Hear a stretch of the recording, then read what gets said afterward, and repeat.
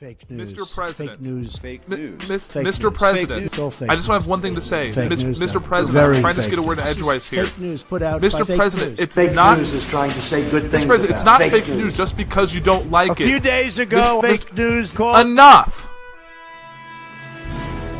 Each and every Tuesday, the Journey into Comics Network brings you the real news with the poor report, with the late-breaking news that really matters. The following podcast is a Journey into Comics Network production. Piss off, Ghost! Ladies and gentlemen, you're listening to Journey into Comics, the podcast dedicated to all things nerd, with your host, the podfather himself, Nate Phillips. Who? Star-Lord, man. The legendary outlaw. What's up, ladies and gentlemen? Welcome to another episode of Journey into Comics. It's Journey into Comics 194. As always, I am your host, Nate. How's everybody doing on this bright, sunny Monday? Maybe it's not Monday. Who knows when you're listening? Anyways, guys. So, yeah, no guest host again. That's cool. It's not a big deal. I'm having fun. We had, again, issues, man. It's weird how things don't always work out in podcasting. Like, you could plan a million things, and then 10 million things will go wrong. But lots of things go right, too, also. It's all circumstantial, I guess, how you look at it. So, let's get right into some of the things that's been going on with me lately. Catch up with what I've been doing.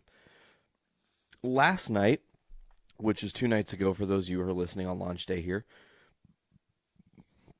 my band, Walk Among Us, had a show in Chicago. We played the Mutiny. Hit the pop filter. Fuck, that was cool. So we play the Mutiny, right? And it's like it's a punk rock dive bar, but it's kind of like the energy and the vibe of the room is beautiful. I just can't really describe it. You can tell that there's been love and music really poured into that building. And maybe like not every show has been great, and maybe not all the musicians have been phenomenal, but there have been some people that have been in the building that have just like poured certain energy that as a musician you pick up on, you know? So we're hanging out all day, getting prepped for the show and like trying to just get our heads in the game and stuff. And I'm like, oh, fuck me, I forgot to do the Best of the Week show, you know, which is our show where we do all the highlights and shit. So I'm like, all right, what do I do? Okay, I'll just fucking do it. That's cool. It's not a big deal. I can do it. I'm a pro. I know what I'm doing. So I just sit down. I get to work. I do it. I put everything together. I, add the new show Kids for Sale in their first 10 minutes of their show so people get a feel for it. And shout out to them every other Friday. They're kicking ass, and can't wait to hear what else they bring to the table here in the near future, as well as another new show debuting, or not debuting. They debuted a couple Wednesdays ago, but their next episode's coming out this Wednesday. Adulting Ain't Easy, and it's fun. It's not trying to just plug all this shit. Anyways,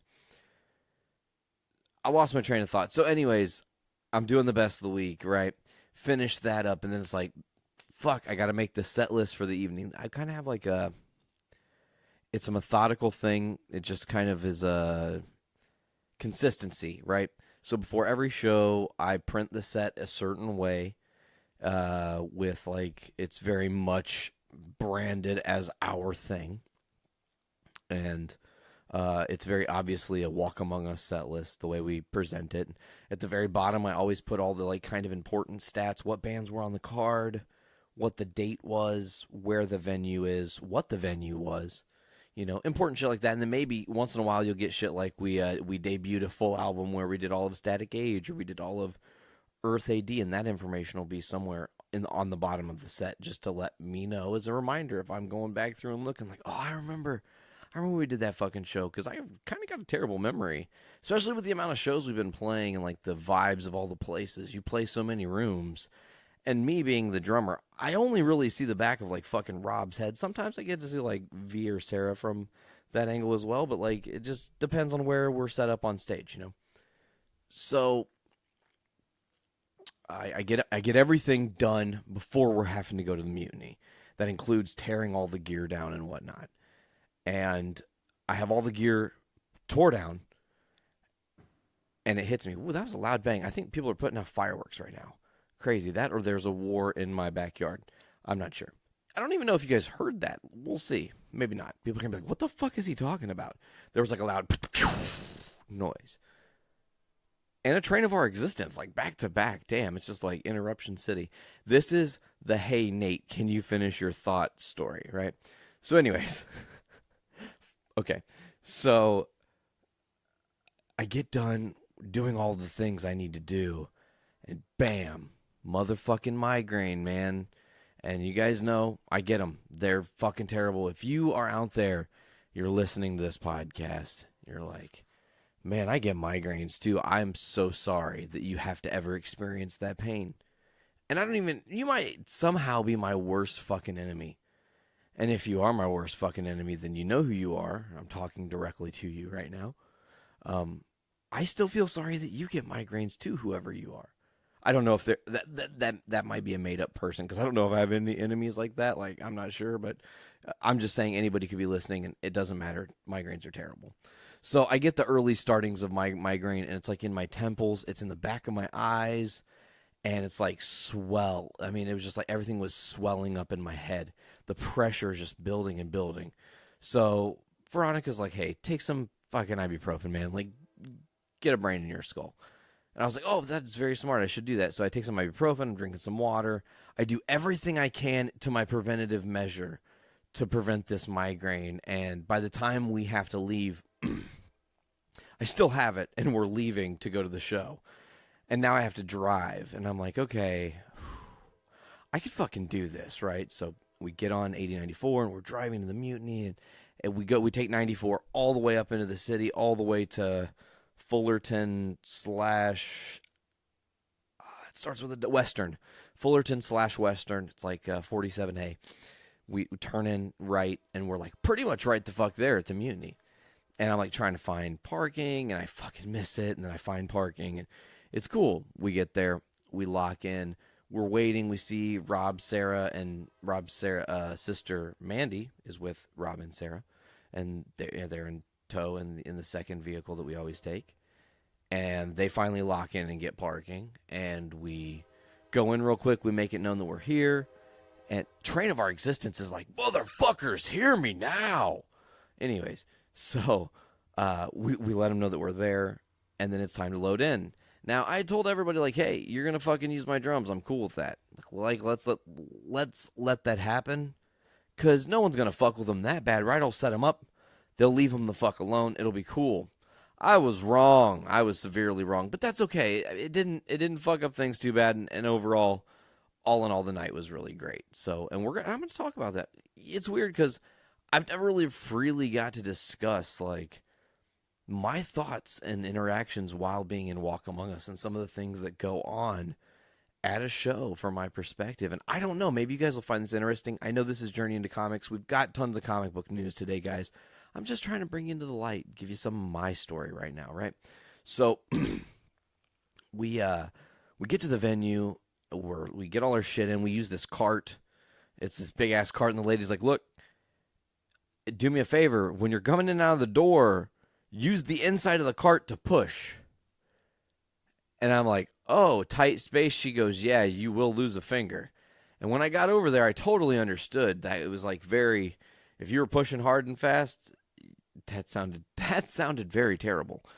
But if you were going quickly through the door and had your hands on the outside rail while trying to go through that door frame, you would rip your fucking fingers off, no doubt. And it would be very painful. So we get the shit in, and I start setting my drums up and interacting with some of the other bands, man. And they're really nice fellas. There's a band, Stay Up All Night and Fight. They were a lot of fun. High energy pop punk sound. Their drummer was just really, he kind of had like this vivacious energy. Very nice guy, Sean. I remember you, Sean, with an EAN. So, so like we're all interacting, and then like Eddie, not Eric. Sorry, I fucked that up on stage. We're getting there. Again, remember, I'm there, still migraine. Okay, I forgot to also mention that. So, like, I still have a migraine. I'm like, this fucking sucks. Okay, so I am interacting with everybody. I meet Eddie from Eddie and the Arsons, and he's a nice dude, and he's super just like very down to earth and chill and very matter of fact, talking about his story, and he's a very interesting dude. I want to try to get him on the Voice of Survival podcast at some point. He's a cool dude, and like I said, his story's pretty interesting, how the band he has now came to be and how it wasn't until it was. So anyways, we're standing around for fucking ever. Like, we had all our shit ready and to go and whatnot. Like, I had all my cymbal stands fucking set up, and even on stage, because people were like, can we use your cymbal stands too? And I was like, sure, that's fucking cool, I don't mind. So I have all that shit up on stage, and, you know, we're standing around, and it's like, we're supposed to be on stage performing at 11, by the way. I want to note that it was like, the show starts at 9, we should be playing by 11 based on the time frame of the other bands. Also, time should be cut down because, well, the drum kit's already there and set up. You just fucking go and play, right? So, I'm saying so a lot today, guys. Fuck, I'm going to have a complex about that now. You guys are going to be like, hey, Nate, stop fucking saying so. And if that's a problem, just like message. I would love to hear some feedback. It's weird because we've been doing Journey into Comics for 194 episodes. In the very beginning, we had some feedback from some folks. Tim Wright, shout out to you. I know you're still listening. I think about you often, my brother. I miss you very much. I'm glad you have a Faceborg now, and we can communicate that way. And I'm glad that, yes, welcome into the life. I'm glad you're there now, finally, because now we can interact a little bit easier, and you can see what the fuck's going on. That's great. So there was some interaction in the beginning of this show, and then it's like we kind of went on our own journey. And we've been podcasting and doing whatever and in and out and the changes and whatnot of this show. So, anyways, it's like 9 or something. We're supposed to go on at 11, and 9:30 rolls around. Still no sound guy, so there's no mic set up. 10:45, still no sound guy. Or 9:45, sorry. And then 10 finally hits, and the sound guy shows up, and it's like, okay, oh my God, fine, cool, fucking cool. Okay, good. We may have an opportunity at a show this evening. I do believe we're going to have a chance to play and perform. So everything gets set up. First band plays. Stay Up All Night and Fight. They're fucking fun and awesome. A lot of high energy dancing around. Their guitar player was sweating his ass off and couldn't see on stage because I had moved one of the lights so we could see when we were setting up way before the show started. But I never thought to move it back because I was just like, everything was like, whoa, whoa, whoa, whoa, whoa, because the pressure was just killing me at this point. So it started to kill me a little bit, and then like Sarah and Veronica had went and got some drinks, and they came back and they brought me a water, and I was drinking on the water, and like amidst drinking on the water, I start to kind of feel a little bit better, and I had drank water all day, but it was just like it was maybe at the point where the pills were finally kicking, the ibuprofen was finally hitting my system. And I'm like, okay, I think I'm going to be okay for the show, you know? So we, like, set up camp. We watch Stay Up All Night and Fight. They're great. And like I said, and then there's, like, a little intermission between the bands. And Veronica and Sarah went to go and have a cigarette smoke break. V usually goes out and sits in the truck. So Sarah went and joined her, you know? Chill night. So they're sitting in the truck hanging out for a couple minutes. And amidst that, bam! Humongous fucking rainstorm, monsoon style. Rain coming down like in more than buckets. I don't even know, like in fucking dump trucks fucking worth of rain. Like crazy. You know, you've been there. Like if you were outside for 1 second, you're going to be drenched from head to toe. So 3 seconds is essentially, you're going to be just fucking sopping wet, right? So I get a text. It's like, hey, we're stuck in the fucking truck. It's fucking monsooning out, man. This is not cool.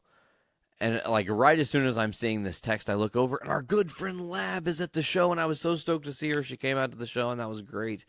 We had a lot of different people out from different places, people I've never met before coming up to us and whatnot. It was fun. So Eddie and the Arsons plays.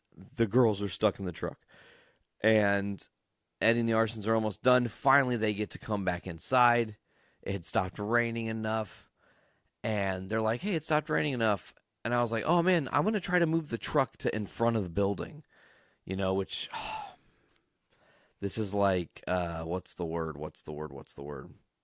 This was my first mistake. Okay, so this is my first mistake of the evening, ladies and gentlemen. Admitting it right here, the first mistake of the evening was this. So I decide, okay, I'm going to move the truck. And I do. I parallel park in the tiniest fucking space. I can't believe I got the truck to fit in it. This dude helped me from the side. I was like, hey, man, honestly, I can't see shit. The windows are kind of fogged because the girls were sitting in the truck while it was raining. Didn't have the truck on, so, okay, back at it. So, boom, the guy's like, okay, you're fine, stop, you're parked. And I was like, I'm parked. Fucking cool, man. I'm parked means I'm done with this shit. I'm good. Right? So I get out, and I'm like, oh, man, I'm like 4 inches in traffic worth of the truck at this point. Man. Guy's like, you're parked, though, bro. I mean, sometimes people park off the curb a little bit.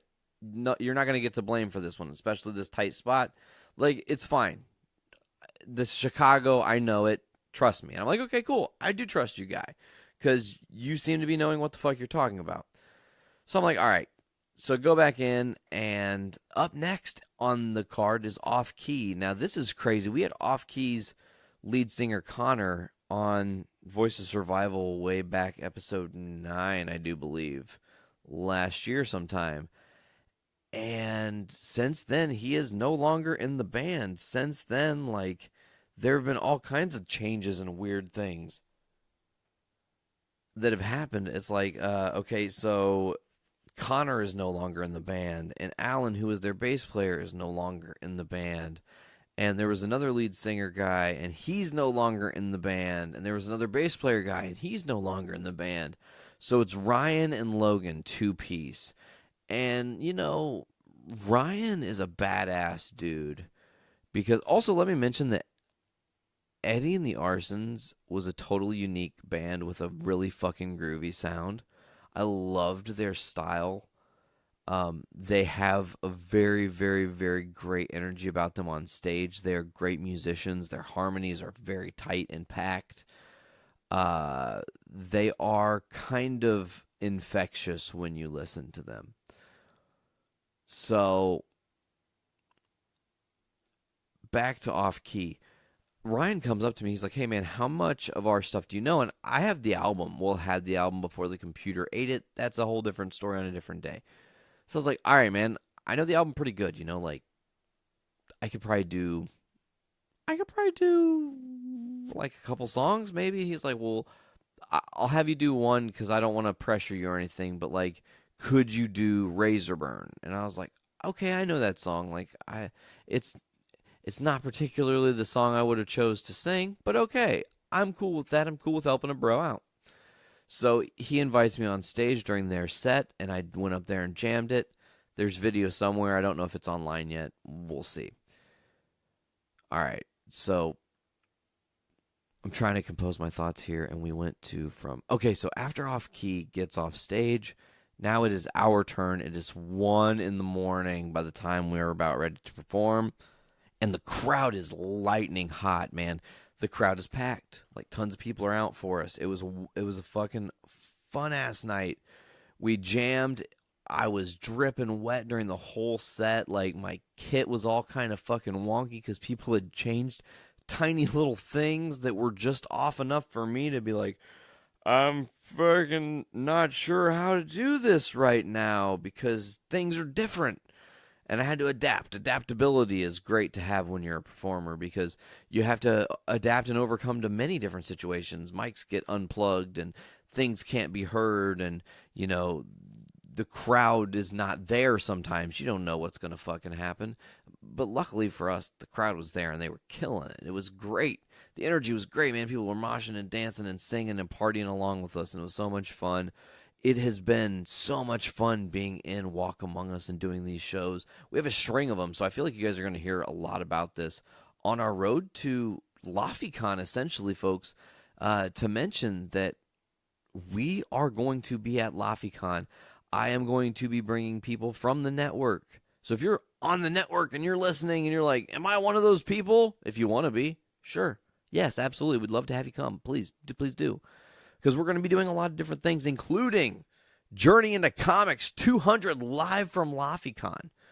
I've got a couple of cool things planned out. One thing I want to do is a retrospective look back at a movie that is 10 years old that has defined comic book movie and movies in general. It redefined some things. It set some new precedents. I'm not going to spoil that just yet. I'm probably going to save that till closer to us actually getting to LaFiCon. So moving on, let's go ahead and let's just get into the actual meat and potatoes of this episode, man.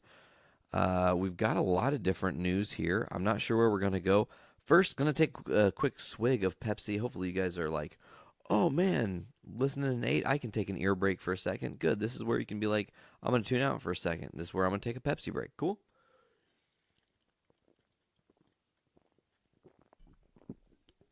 Oh yeah, that's totally delicious, but it's going to probably make me burp, and that's unfortunate because I'm on the show with you guys, and you're like, motherfucker, don't burp in my ear.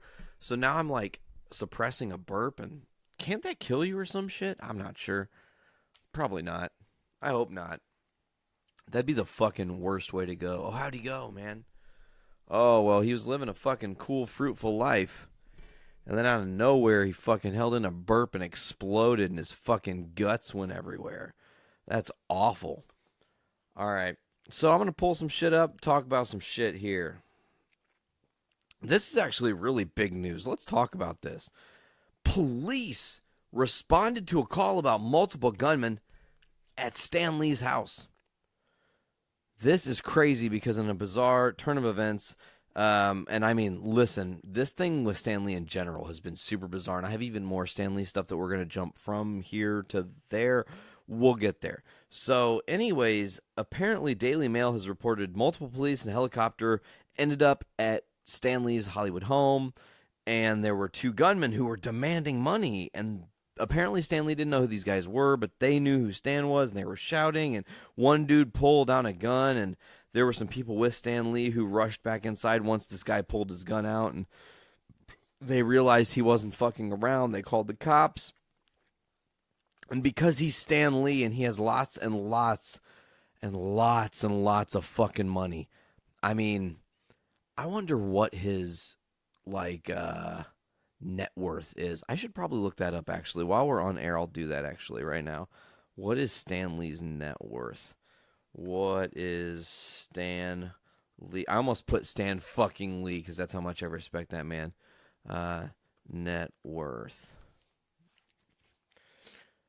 Wow, okay. So it says right now he's worth $50 million, which I feel that's actually kind of lower than what I was expecting. I thought more in $100 million range, but I digress. That's the internet. It knows apparently a little bit more than me because I went there to search.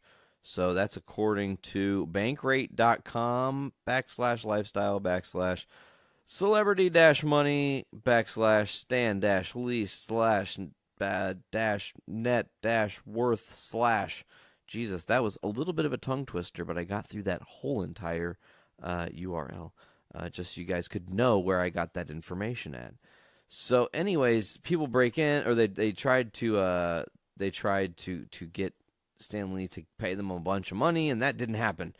Of course, they threatened him too, said something like that they would be back, but the cops showed up and got shit taken care of. I feel like, man, is it Stan Lee that's a target, or someone else being targeted in all of this? Like, I feel like, you know what I'm saying?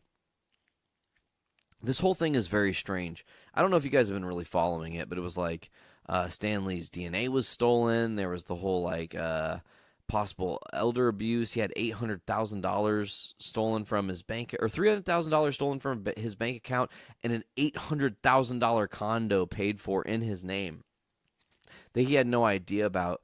Some people had stolen more money from him just randomly. His business partner was scumbag, had been fishing money off the top. It comes to light that also, one of his business partners had forced him to give blood so they could make him sign comics with his own blood. That temporarily got out in Las Vegas and were like only selling for $200 and $300. I was like, it's fucked up because I think like, man, I wish I was in Vegas and knew that was even a thing. They were so quickly taken off the market that if you didn't see them and immediately buy them, just going, oh my God, that's something that probably shouldn't exist. And then, of course, that probably would have brought a whole different world of trouble because then someone would have came to your door like, excuse me, sir, did you just buy a fucking comic book that had Stan Lee's signature in blood? Do you understand that there's actually an ongoing investigation? I'd be like, here, take the fucking comic, bro. I am so sorry, man. Didn't mean to. Leave me the fuck out of it, you know? But luckily, I didn't fuck with that. So they took it off. They got rid of it. So anyways, you know, people possibly knock on Stan Lee's door demanding money. Are they demanding money? Are they trying to actually break in so they can fuck up the people that are behind Stan Lee right now? And there's some weirdness there. Stan posted a video, by the way, the other day. He was like, it was like somebody filming him, and he had the laptop in his lap, and someone was filming him, and he sounds very scripted. Can you believe it? Like, I have over a million Twitter messages. Unfortunately, I can only read 900,000 of them or something, like, thanks everybody for the support. We've got a big surprise. I can't tell you now because it wouldn't be a surprise if I did. But it's weird because, like, I look at all the little minor details. I'm just like a fucking freak like that a little bit. Just in the first paused frame, there's a Queen of Everything pillow, and obviously it's his daughter, I think, that's been kind of helming his fucking estates and possibly doing some shady shit. Who knows if that's actually true or not? I mean, I'm just speculating. I don't have any insight to what is actually going on behind closed doors. I'm just looking at things as I see them. And then I also want to say that I noticed in the background, it looks like there's a very large tray of medication that I'm sure Stan is taking, but it's like, man, all that medication, what state of mind is he actually in? Like, how vulnerable is he right now? I mean, people like, you guys got to think, people like Prince and stuff were influenced, and people like, influenced to believe that they were like taking a drug that would help them, and ultimately it kills them. So at what end is this game? I feel like there's going to be some like documentary, or there's going to be some fucking big reveal, and it's like, what's going to happen? Stan says there's a surprise that he can't reveal yet. That's terrifying. It's like, what if there's some dark, evil, maniacal shit? I think about real supervillains in the world, folks. I've been betrayed. I've had bad shit happen, so my mind always has to at least dabble and look at, like, what if the bad shit comes to light, Luckily, more times than not, it doesn't. So, I was just kind of like looking at things, and you look at Stan Lee, and you go, man, he could be older and vulnerable, and he's obviously not posting this shit by himself. I don't think he could probably, just in his condition, doesn't look like he can do much of anything. I mean, you guys have seen the videos where he's at Comic-Con and he can't sign his own fucking name. Like, people are telling him how to sign his name and shit. That's fucking fucked up. Like, that's terrifying. Someone should not be out and about fucking mingling and meandering with people when they don't even know how to sign their fucking name. As an adult and human fucking being, if you can't do that, I mean, and someone's parading you around like you can, there are terrifying consequences to that. And I mean, the karma side of things is also the thing I think about. Like, those people that are possibly wrongdoing to Stan Lee, like, they're going to get some fucking form of universal repercussion. They're fucking with the fucking king of Marvel, And, I don't know. It's fucking sad. That's all I know. I really do wish Stan Lee the best. I think he's a really sweet dude, and he's done a lot for our world, So moving on from Stan Lee, I do want to talk about a couple more Marvel things here that I have. There's a dude. I'm going to read his name in a second. It's a fucking weird name. He's a Canadian. Rick Scolamiro. Scolamiro. Rick Scolomiro has been put into the Guinness World Records for having the most Marvel comic book characters tattooed on his body, with a total of 31 characters. I am going to go down the list and tell you all the characters that are tattooed on dude's body. So he's got Mystique on his neck, Galactus on his left shoulder on the top, Silver Surfer on his left tricep, Phoenix on his left inner bicep, Wolverine on his left inner forearm, Spider-Man on his left outer forearm, Black Widow on his left ab, Spider-Man 2099 on his butt, on the left butt cheek, Doc Ock on his left hip, Mary Jane on his left outer quad, Black Cat on his left inner quad. That's a cool dichotomy. Gwen Stacy on his left upper hamstring, Green Goblin on his left lower hamstring. That's fucking awesome. Obviously, Gwen Stacy and Green Goblin having a very dark and beautiful, twisted journey that they have together within the comic universe, especially within Marvel. Venom on his left knee, Groot on his left inner calf, Rocket on his left inner calf, Gamora on his left back calf, Star-Lord on his left outer calf, Drax on his left outer calf. Apparently his left bottom part of his leg is the Guardians, which is badass. Daredevil on his left inside ankle, Deadpool on his right inside ankle, Red Skull on his right inside calf, Captain America on his right inside calf, Loki on his right outer calf, Thor on his right outer calf, Iron Man on his right outer quadricep, Fin Fang Foom on his right outer quadricep, Hulk on the right inner quadricep, Thanos on his right hamstring, Ultron on his hip, and Vision on his right buttocks, his butt cheek, as it were. He's also got some signatures tattooed on it as well, man. It's pretty crazy to think about, you know. You have that many different characters that you have dedicated, man. And that's a testament to Marvel, you know. Marvel, I think, it's very special to a lot of people. And I mean, the same can absolutely be said for DC, and really the same can be said for indie comics. And that's, I think, the most beautiful thing is that, like, comic fans are comic fans. And maybe that's where we need to start blurring the lines a little bit more. I've tried to be one of those people, transcend. You don't have to, you can like all different forms of comics. You don't have to just be into, oh, I only read Marvel. Oh, I only read DC. Oh, I only read Image or whatever, you know. You can read anything you want. Just be fans and then, like, nerd out with other fans. And if you're in a room with a Marvel fan and you're a DC dude, and a Marvel dude starts going, oh, man, I really think you would really like this fucking comic. You should check it out. Dude, check it out. And maybe suggest to him to check something out. And maybe you guys can educate each other and make fans of new shit. And be like, oh, I totally respect now why you like Gambit as much as you do. Or why you like fucking, Accelerated Man as much as you do. Which I don't think a lot of people know Accelerated Man. I don't think he has many stories. That was just an example and a long shot name I wanted to throw in the hat there for some reason from the Flash universe. We'll be talking about Flash here in a minute, actually. Vans. We're going to talk about this, too. Vans is actually releasing a dope-ass shoe that I fucking want. They are Captain Marvel Vans. And they're just real sleek. They have a Captain Marvel design just integrated into them. Her star on the back heels. It's really sleek, beautiful color with the gold banding running around the shoe. If you haven't seen them, go find them because they look really nice, really, really cool. Oh yeah, okay. That's just silliness, Nate. So I've got a couple more newsy things here. 2 Star Wars bits.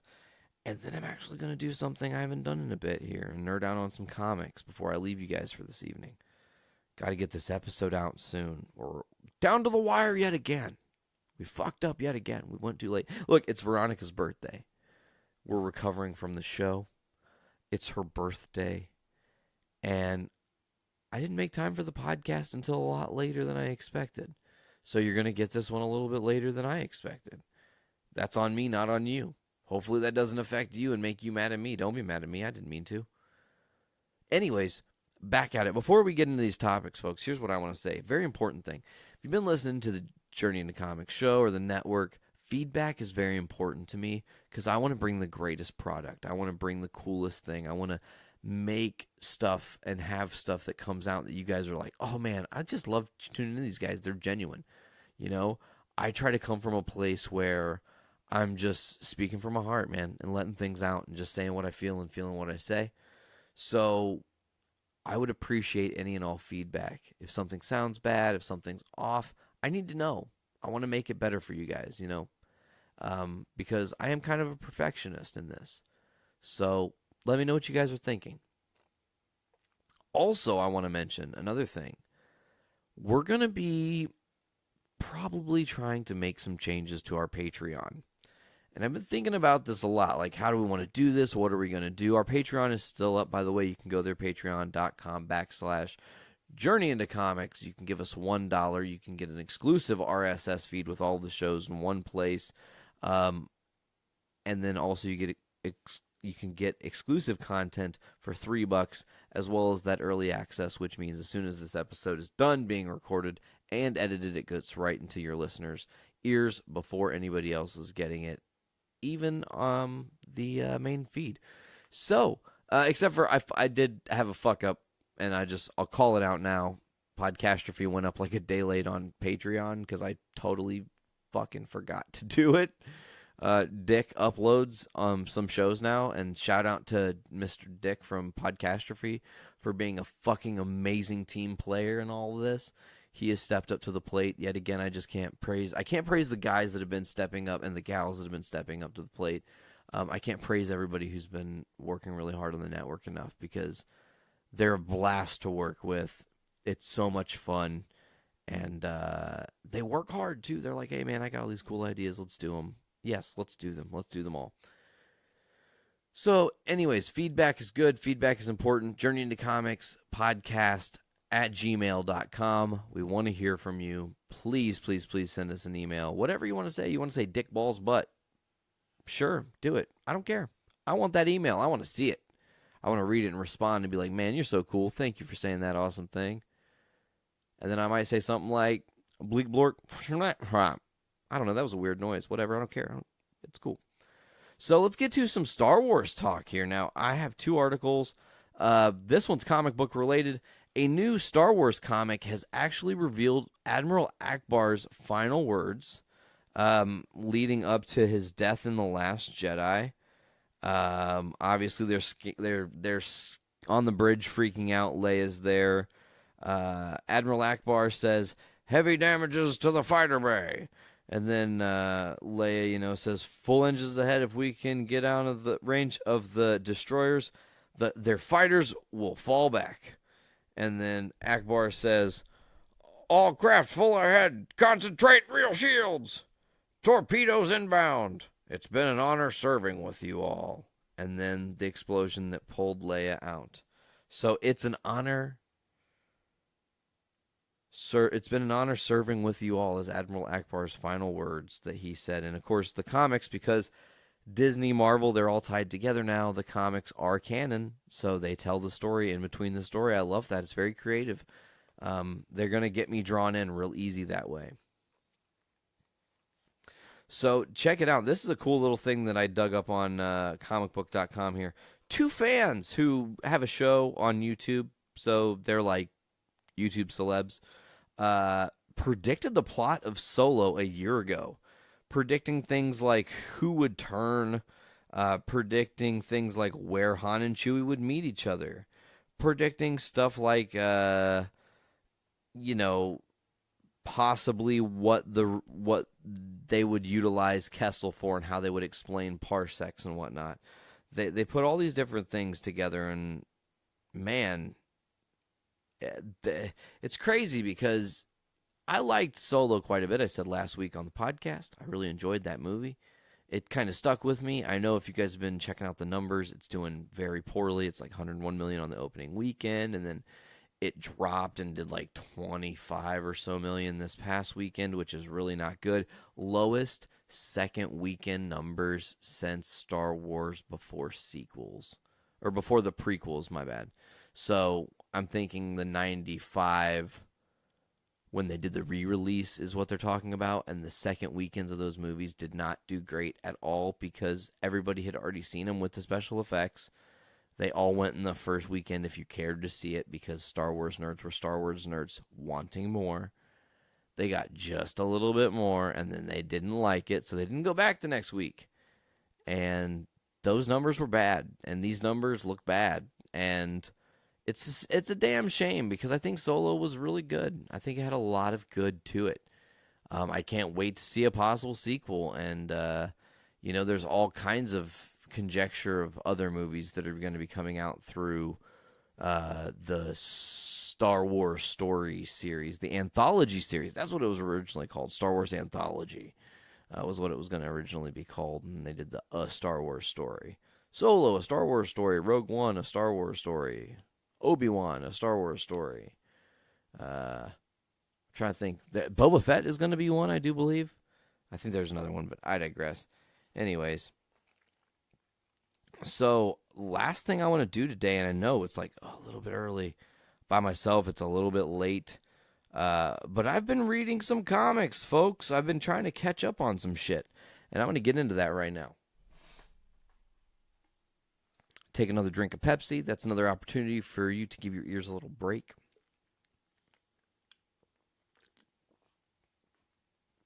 Back in 2016, they did the DC Rebirth.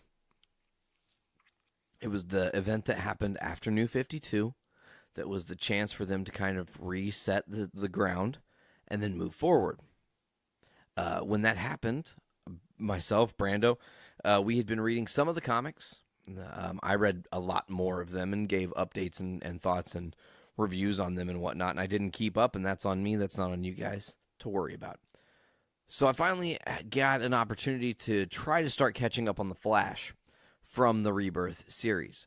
I read some of these comics. Obviously, I read the Rebirth launch episode or issue, and then had read a couple of the first issues there in the beginning of the run, and then I fell off like an idiot, and then got back into it when they did the Button storyline, because I wanted to know what was going on with the Button and what was going to lead up to eventually, which is now Doomsday Clock, which we're in the middle of. Which I should have I think that's next week that it's available to read. We'll be getting a review on that next week. I think next week's episode 195 will probably unintentionally be very comic book heavy. I know we're going to have a special guest, DBT, Mr. Dick Tyner, from Podcastrophe, coming on next week to help me out. I might have him just read these issues and give his fucking opinion, even though he will be dropped into these universes with no idea what's going on. Like, because we've got The Walking Dead that we'll be needing to discuss next week. That comes out 2 days. We'll have Doomsday Clock. I still didn't fucking get to read Amazing Spider-Man 800 yet, and I need to do that and give you guys my thoughts on that. I'm sure you're wondering what the fuck I thought about the 80-page special of Amazing Spider-Man 800, the final issue of Dan Slott. There's major character deaths, apparently, and I don't know about it yet. Fuck, I need to read it. It, sold out immediately. I need to get my copy. Goddamn. So, I'm reading The Flash, okay? I'm going to take you guys a little bit on the journey. I'm not going to give away all the story. I'm going to kind of give a little bit of, partially how they do it. And it's really cool because one thing I really appreciate about the Flash stories, everything's so fast that time doesn't take long. So everything that happens makes sense, that it's kind of on top of itself. Also, it's not really super on top of itself because there are some times that is spaced out and whatnot. So, the Flash, when it started back up in Rebirth, Flash has Barry Allen has a new partner, August. Fucking forgot his last name. I know his first name's August. I want to say Hart, maybe. August Hart, maybe, is his name. But I need to look that up. Damn it. I'm the worst sometimes because my brain just shuts off when I'm trying to remember, the shit that I need to remember for you guys so I can be good on the podcast, essentially. So, anyways, I'm going to get back to it, okay?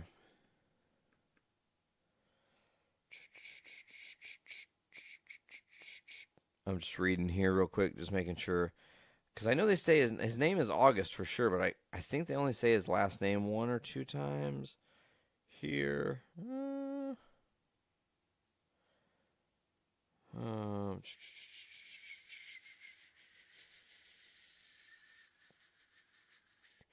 Man, it's like every time I want to find something, I should just Google shit, but it doesn't matter. It doesn't matter. Anyways, so his partner August gets struck by lightning. And obviously, being struck by lightning himself, Barry's like, oh, I've been there. I know that. That's bad. Maybe that means the Speed Force is going to happen to you. Maybe you might be a speedster. Oh, guess what? August is a speedster. So he's wanting to learn from Barry, and here's one thing about August's past. His brother is killed by somebody who August believes is in the Black Hole Gang. Now, Barry keeps telling him, like, we can't just go after the guy you think it is. Like, we can't get justice that way. We have to do things the right way through the right channels. As a, man of the law, you should know that. Like, we have to do things right and above board, man. That is serious. Boom, all of a sudden, Central City gets struck by lots of lightning. And guess what happens? Lots of speedsters. So now Central City is booming with tons and tons of speedsters. And there's a problem. Some people are using their powers for evil. Obviously, people are assholes. Some people are using their powers for good. That's cool. But there are also people who don't want their powers at all. And they're afraid. And they're not sure what to do. And they don't know who to turn to. So this lady, Mina, she works at Star Labs. And she's like, look, we're going to have a training place for all these speedsters. We're going to help them learn how to use the Speed Force. We'll go and find people who might have been using their powers the wrong way and see if they want a second chance, give them an opportunity and whatnot, and just try, to do things the right way.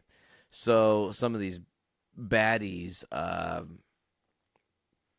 get locked up and whatnot, and, man, then some real crazy shit happens because certain speedsters start dying. And I mean, I don't know if you guys can hear that, but that's a plane of my existence. That might be the first plane of my existence ever. Anyway, so speedsters start dying, and they're being sucked of the Speed Force. So these new speedsters that are created are being, essentially the Speed Force is being stolen from them. August is still trying to learn his powers. And all of a sudden, a new speedster shows up called Godspeed, right? Godspeed's badass white with the gold, looks dope as fuck. Super cool.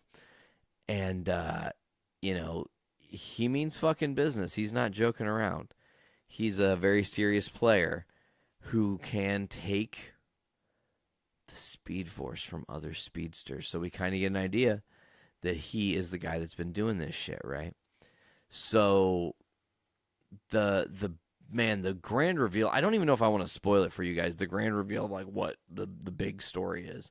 So like Mina gets killed. Oh, also in the comics, Iris, in this iteration of the comics, Iris and Barry aren't together yet.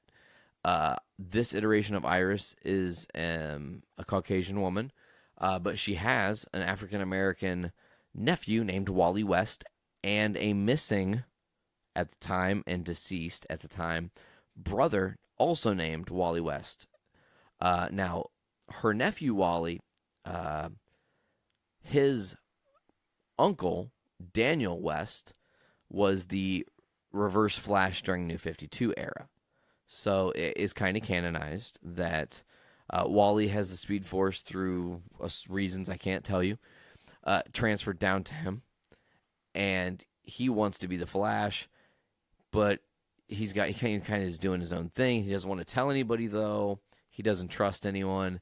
He goes to this, Star Labs center to get trained, and he decides not to do it. He runs off. Mina goes after him and says, hey, I'll train you, and teaches him some things that day. We'll meet here every day. And then, of course, the attack happens, and Mina is deceased, as far as we know. So the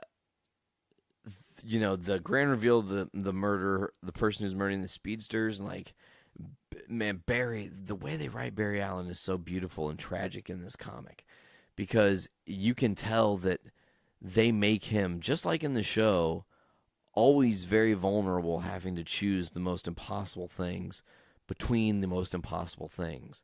Like, oh, you have shit in one hand and shit in another hand. Which hand do you choose? It's still shit. Both hands are shit. Like, they're shitty hands. They're not great fucking hands. They're bad hands. These are not good hands. So,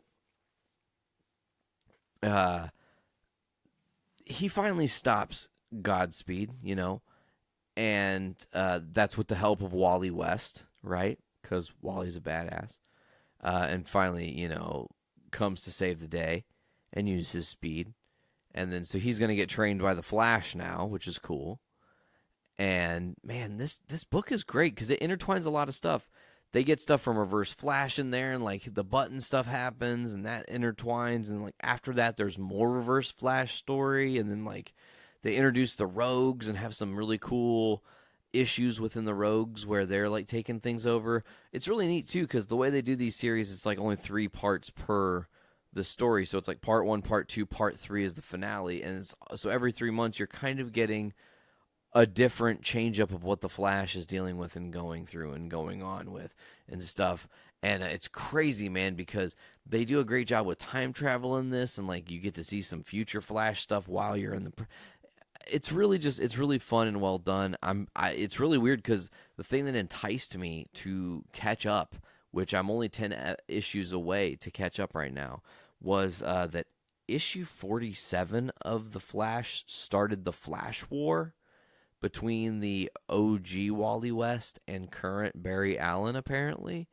So I don't know how that happens, because as of right now, they're super cool. But, man, it's really cool because they introduce, like, they have a lot of different, like, B-side players that are a part of the Flash universe that they know how to, they brilliantly utilize and bring in. People like Copperhead, and they created, like, Bloodwork, and, Tar Pit, right, was a cool dude that Wally had to deal with and what have you. So, I mean, it's just really well done. Overall, the book is really, really, really, really, really well done. I'm going to give some shout-outs to some people who work on this book. Let's take a look at that now.